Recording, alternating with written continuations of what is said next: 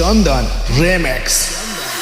कदाचित् काळिंदी तट विपिन संगीत करबो मुदा भीरिनारी बदन कमला स्वाद मधुप रमा शंभुर्ब्रह्मा सुरपति गणेशार्चित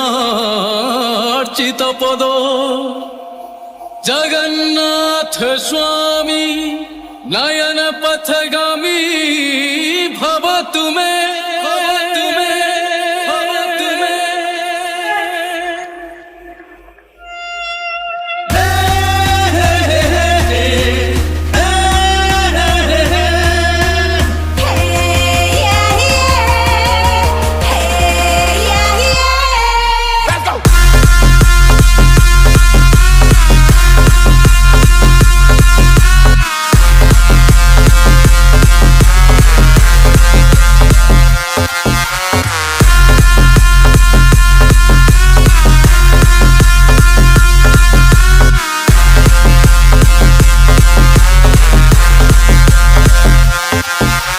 बजा दिया जाए रॉकी भाई।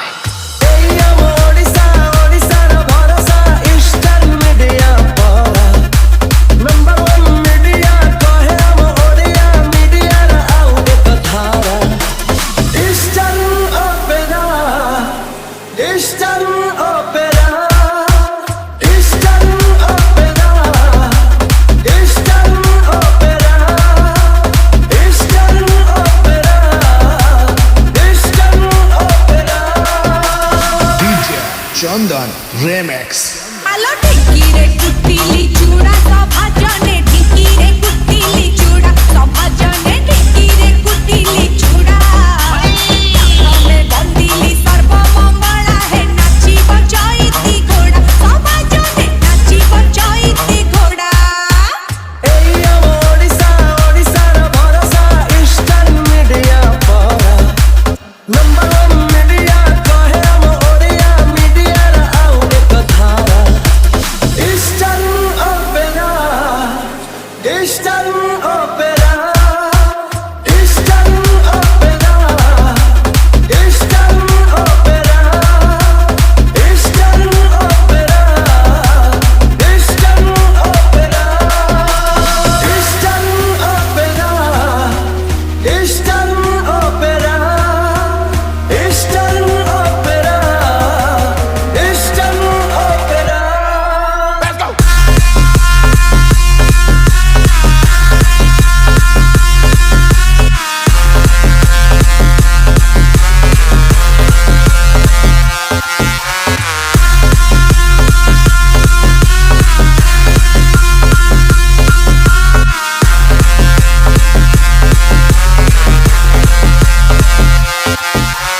बजा दिया जाए रॉकी भाई।